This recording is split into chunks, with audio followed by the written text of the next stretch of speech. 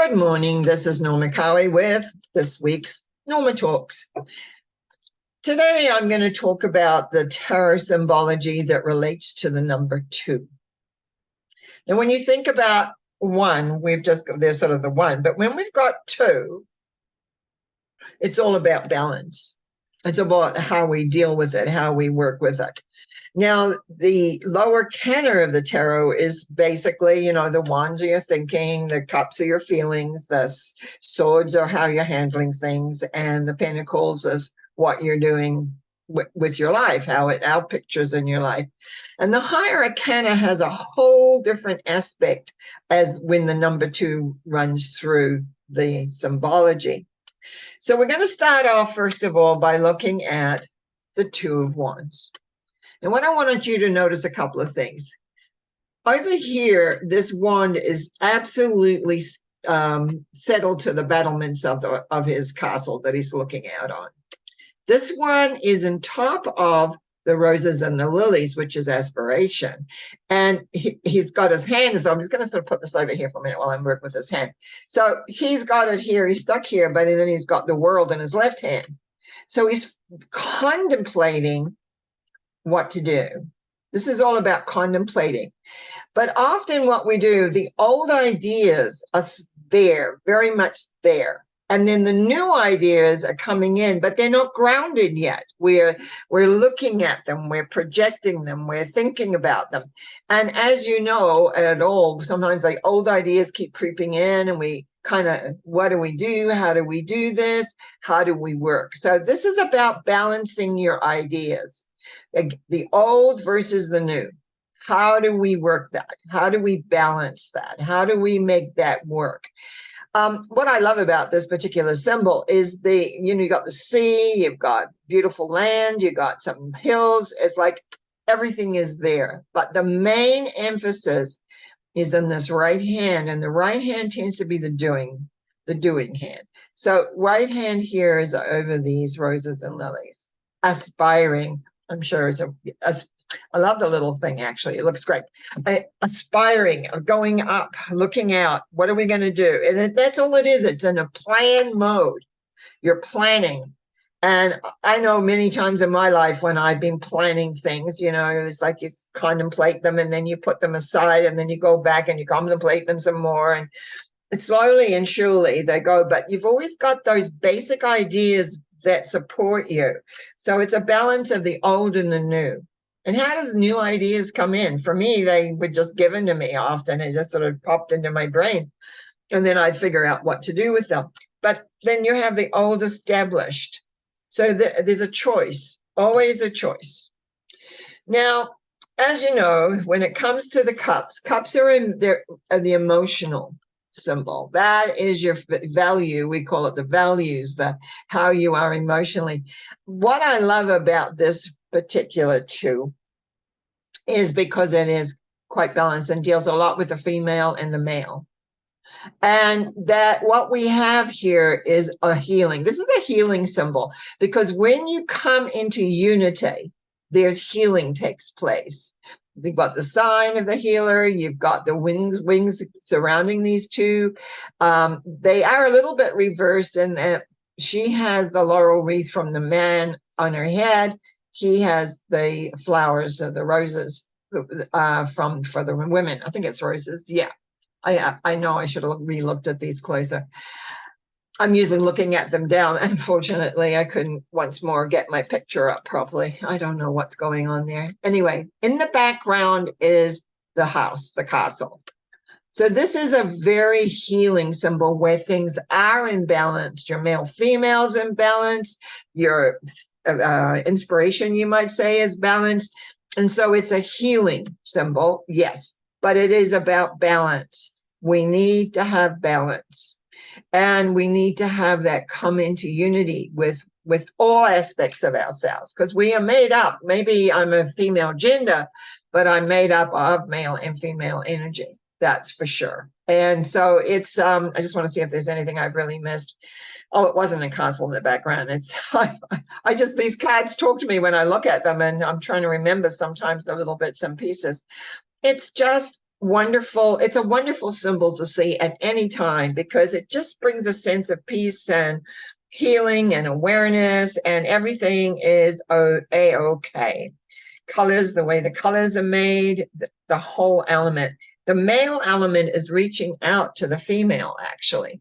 And because the male side tends to be the action. Remember, we talked about the right hand versus the left hand in the wand. What we see here is he's reaching out with one hand towards the female who's holding her cup with both hands. So again, there is action. Yes, there's a bit of action, but basically balanced, peaceful, healing really well. Now we look at the Two of Swords. Swords, problems, challenges, how we respond. If ever this is, I don't want to see, I don't want to know what's going on in the emotions, I don't want to have anything to do with it. The blindfold on the eyes, I don't want to, basically, I don't want to know. I'll put my head, it's like if you could make it with, I'll put my head in the sand and it'll just fix itself. There's green in the water here. Now, the person who did the coloring here, I just thought they did a really good job because green is self-deceit. It shows up a couple of times. I think it's in the moon as well. But it's like we've got to be careful of how we perceive things emotionally and how we deal with them. The moon here is significant. The crossed arms, I don't want to know. Don't talk to me. Swords being the problems and the issues. The green over here bubbling around. And it's like not wanting to deal with the emotion at all. Not wanting to look at maybe the solution, not wanting to look, just being very stubborn. Yeah, look at this. The swords are balanced. Two is always about balancing out. So you're entrenched in, I don't want to see her and I don't want to know. So in a way, you feel justified in yourself for taking the stand because it's not imbalanced and it's all there. And so it's, this is the stubbornness we often elicit when we don't want to hear, we don't want to see, we don't want to know, go away, I've got my mind made up. Even if it's not productive for you, you're going to take that stand. So this has a lot to do with stubbornness for sure. Just don't want to see, don't want to know, don't bug me, go away. And unfortunately, what it leaves is unresolvedness, sort of because it's got rough water, because it's got the rocks in the sea, it's like this is not resolved. And actually, if you follow this on in the 6, as you cross that river to their land on the other side, this is the precursor of that, of finally getting the point out. But then we're not talking about the runs, we're talking about the number value of a 2. How many 2s do you have in a reading that crop up? Because it's like, number 1 is the beginning. Now we've got number 2 trying to balance everything out. And then the other suit is the Pentacles, which is the material affairs of life. Now, this is also very interesting. He's like a juggler. Look at his hat. It's like he's juggling. And what's he juggling? Life. But he's got this infinity sign around it, so he's weaving it. But look at the sea behind him, the emotion up and down and very, very rough. Where he's at is quite big, but he's dancing. He's doing the dance. But this is not balanced. He's maybe applying balance. And a lot of this, and again, when I'm reading if the symbol is up, how many other symbols are not in balance? Sometimes it's just a matter of this is what you're going through, is bringing things into balance, because he's definitely playing with the 2 pentacles. He's definitely got to remember in the aces that everything, which is the number 1, everything arrives, whatever it is. And this here is a new beginning. And now you've got a new beginning coming in.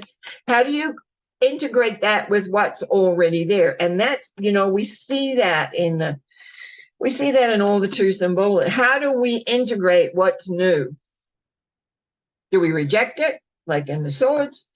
Do we embrace it and bring it in and make it part of us in the cups? Or do we contemplate it, like in the wands? This is not an easy way to do it. But that's what we do most of the time, is we try to balance it in. I've had a lot of changes in my life from time to time. And it's like, when we change, how do we incorporate that? How do we bring that in? How do we make that worthwhile and workable? All these things become very, very, very important, because this is always manifested. The rest is thought, feeling, response. This is real world. This is touchable. This is where we're at. That's why he's juggling, because he can feel it. He knows it. How do I incorporate all this? I just like his hat.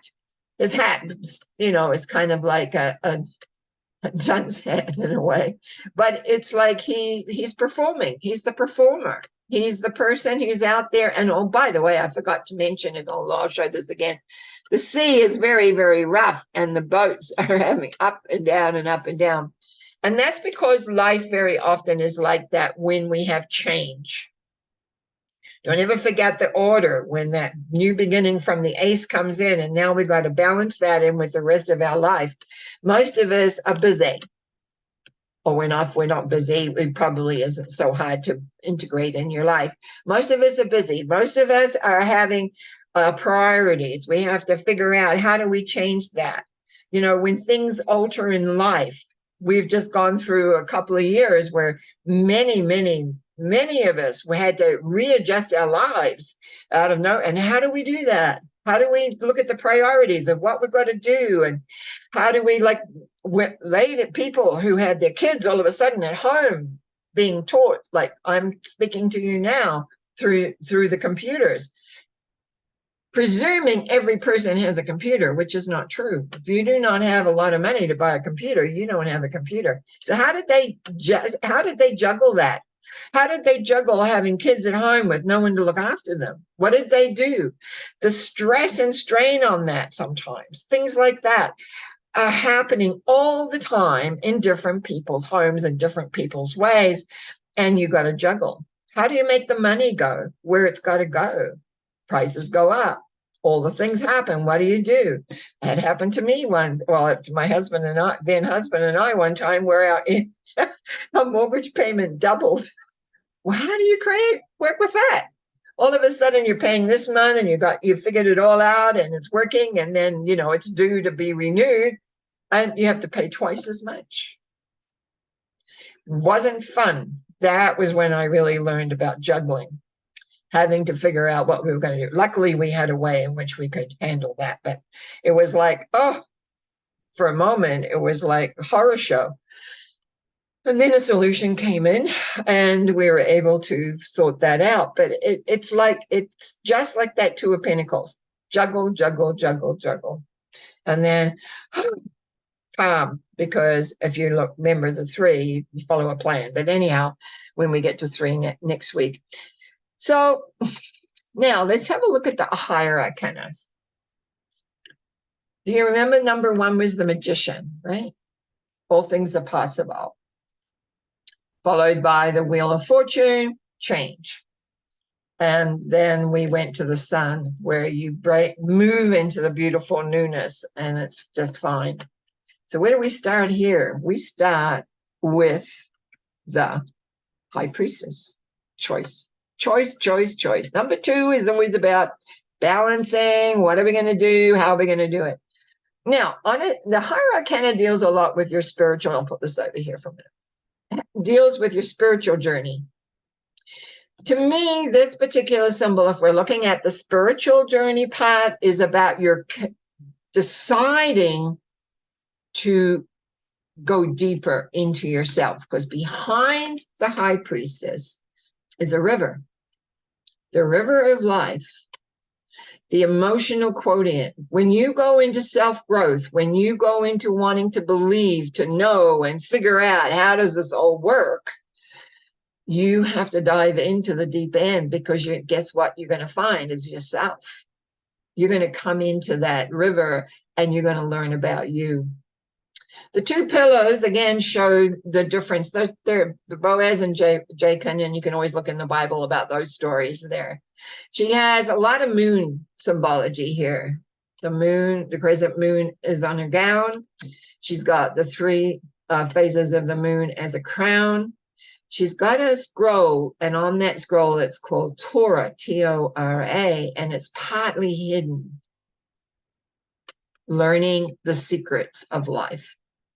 When you step into a spiritual journey, no matter what particular it is, I mean, I started studying tarot when I was 20 years old. I didn't know what it was really. I just been to a meeting, heard this person talk, who had devised a new method of reading, and decided to go along. And in fact, my then husband and we went together for a while. He dropped off. He was more interested in astrology. I kind of stuck with this all these years later. And what I found was a lot of their wisdom came from understanding the journey that we followed. Now, these pomegranates are female, the palm trees are male, balancing of the male and female. I do that a lot in my transformation work, making sure those two aspects, which I've broken into 4 aspects, but anyway, 2 aspects are balanced. So what do you decide here? This is about this, what this symbol, I'm going to put this down here. What this symbol taught me was decisions. We have to, we decide. And we will see when we look at the next number 2, which is justice, which is the number 11 symbol, which is the next step we do. But we have to decide. We're going to decide if we're going to go on a holiday. We're going to have to decide where we're going to go on the holiday. We're going to decide, you know, when are we going to go? Like there's all these decisions that we make, just even deciding what you're going to do for a holiday. There's decisions about what food you're going to eat, or if you're going to go out to eat, where you're going to go. Lots of decisions. And some of those decisions, big decisions in relation to life, we change quite quickly and easily. But the commitment to your personal spiritual growth is that, which we'll come to next, is the decision, first of all, that you're going to do that.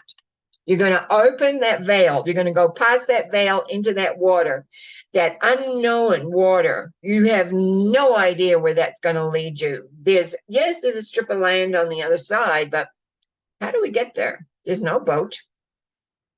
We got to go in.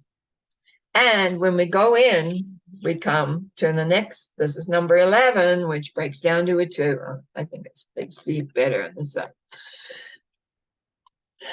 This is to me, this is about the taking the decision and making the commitment. But it's all of this one is really about balance. Temporal posts on either side, holding the scales and the sword. You know, the whole thing is justice. Justice is not blind. Spiritual justice is not blind. Like justice is supposed to be blind to whatever. I kind of disagree with that and a lot of things that happen, but anyway, but you can't really see behind the curtain that is behind him. A little bit on the sides maybe, but not really. This is like harsh law, you might say. The bells of justice. When you're in a spiritual growth pattern, you cannot fool yourself. You know, there's a saying, I forget how it goes, but it's like you can fool yourself a little bit of the time, but you can't fool yourself all of the time. And this is that. This is about commitment. Now, when I'm teaching people about how to create, I'll say, you make a decision, but it's the commitment that makes it happen. This is commitment. This is you saying, okay, I'm willing to face the music. I'm willing to go through and learn. And when you embrace a spiritual path, when you want to delve into you and your connection to the bigger power, we'll say, whatever you want to call it, the name is really insignificant except to yourself. You make that commitment. You're going to go into that. You don't know what you're getting into here. You have made it a commitment. Here in the High Priestess, you decide now you're making the commitment to the journey to go inside. And there's no ifs, ands, and buts. Because when you make that commitment, it's for you to look at, and this is, my book on that. Often I wished it wasn't, to really look at who you are. At who you really are. You remember the two of swords, where I don't want to see and I don't want to know, and Well, that doesn't work well when it comes to spiritual learning, I'll tell you. It's like you'll have your life come in your face as to who you are, and it's like adjusting or not. We'll adjust it. So, okay, we make the decision, then we make the commitment. We make the commitment to go on the journey, and even if it's planning your trip for your next holiday, you'll decide, yes, we're going to trip, but then you're going to make the commitment because you got to buy that plane ticket, or you got to just lay out your plan or whatever. That's the commitment part of it. That's when things get stamped into reality. And that is sometimes a little bit different.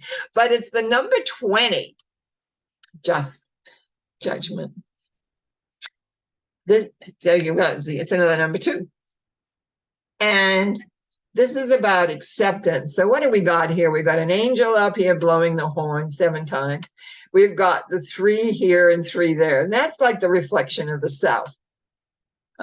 We can just say, we could look at this in many different ways. Our 3 minds, conscious, subconscious, superconscious. We could look at it as our female, male, and child.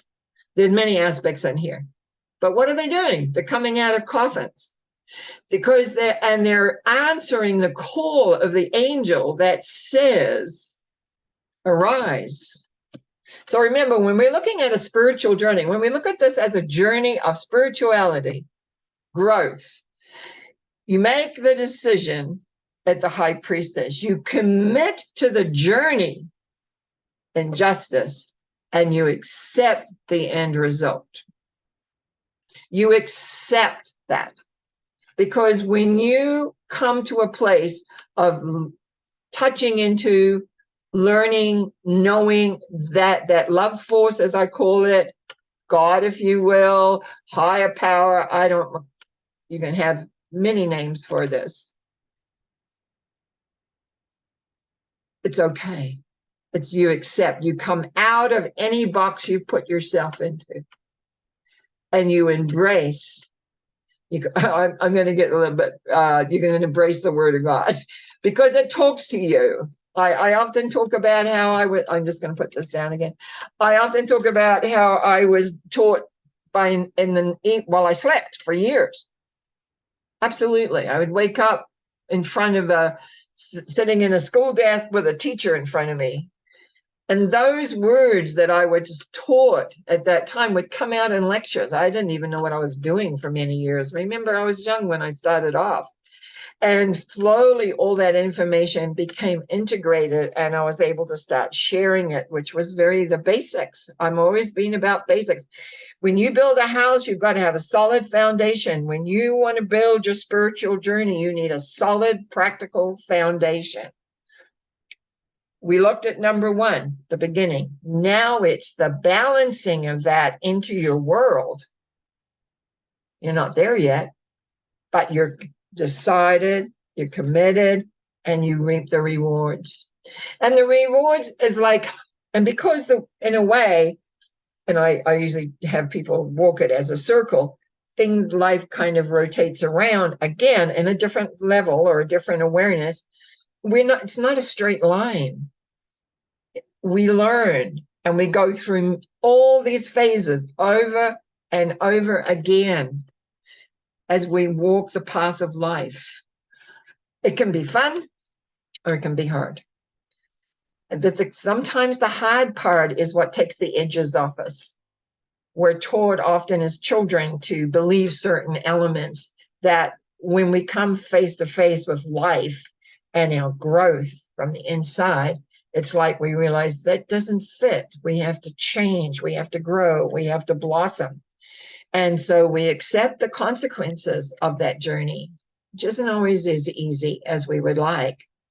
I like to think I make things a little easier for people as the years have gone by, but it's like the fun of learning and growing and becoming, to become who you truly are and to accept this is who I am, but also know that you can accept that you can shift and make a different decision and go in a different way. So it's all relative. It's all fun. So that's what I have to say about number 2 and balance. So number 1's new beginnings. Number 2, balancing. But what I do love is the way the Higher Arcana shows you make a decision, you make a commit, which leads to a commitment, and then the acceptance of the rewards of the commitment. Now, it doesn't say the rewards are going to be great, because sometimes they're not, because we make different choices that don't always lead there. But on the whole, on a spiritual level, it will show that there is a rejoicing, because you come closer and more aware of what I call is the love source, what other people have different names for it.